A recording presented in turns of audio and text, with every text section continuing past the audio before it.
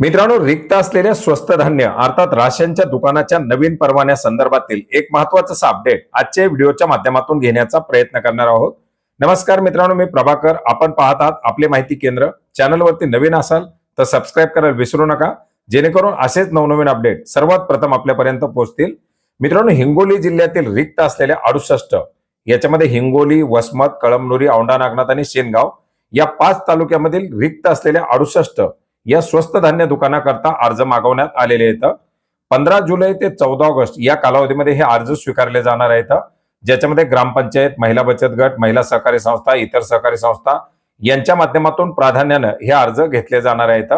नवीन स्वस्त धान्य दुकान अर्थात या सीधा वाटप दुकानाकरता पंचायत नोंदणीकृत स्वसहायता बचत गट, नोंदणीकृत सहकारी संस्था, महाराष्ट्र सहकारी संस्था अधिनियम किंवा संस्था नोंदणी अधिनियम या कायद्यांतर्गत नोंदणी झालेल्या संस्था, महिलांचे स्वसहायता बचत गट व महिलांच्या सहकारी संस्था यांना या ठिकाणी प्राधान्य दिले जाणार आहे आणि यांच्या माध्यमातून हे अर्ज स्वीकारले जाणार।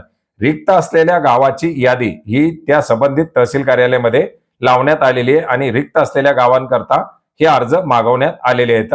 मित्रांनो, याच्यासाठी अर्ज करताना विहित नमुन्यातील अर्ज हा तहसील कार्यालयामध्ये उपलब्ध करून दिला जाईल आणि याच्यासोबत पंचायतचा जर अर्ज केला तर पंचायतसाठी ग्रामपंचायत, याच्यासाठी ग्रामसभेचा ठराव, ग्रामपंचायतचा दुकान मागणी अर्ज, तेरीज पत्रक, ग्रामपंचायत आर्थिक दृष्ट्या सक्षम असल्याबाबत गट विकास अधिकारी यांचा दाखला अशी कागदपत्र लागणार आहेत। सहकारी संस्थांना त्यांच्या नोंदणीबाबतचं प्रमाणपत्र लागेल।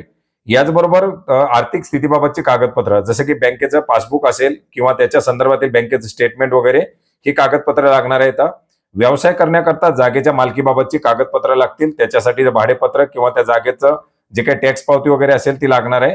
याचबरोबर बँकेकडून कर्ज घेतला असल्यास कर्जाचा तपशील, कर्जाची परतफेड केल्याबद्दलची माहिती, याचप्रमाणे तपासणी केलेल्या संस्थेचा अहवाल लागणार आहे, जे ऑडिट रिपोर्ट असतील ते, सभासदाची पूर्ण नाव पत्त्यासह, याचप्रमाणे संस्थेचा जो असेल तो ठराव या ठिकाणी लागणार आहे। याचबरोबर याच्या व्यतिरिक्त दुसरं कुठलंही दुकान आपण चालवत नसल्याबाबतचे एक शपथपत्र द्यावं लागणार आहे। जे काही सभासद असतील त्या सभासदांची पूर्णपणे माहिती द्यावी लागणार आहे। अशा प्रकारची जी काही कागदपत्र आहेत या कागदपत्रासह 15 जुलै ते 14 ऑगस्ट या कालावधीमध्ये या 68 दुकानाकरता अर्ज स्वीकारले जाणार आहेत। धन्यवाद।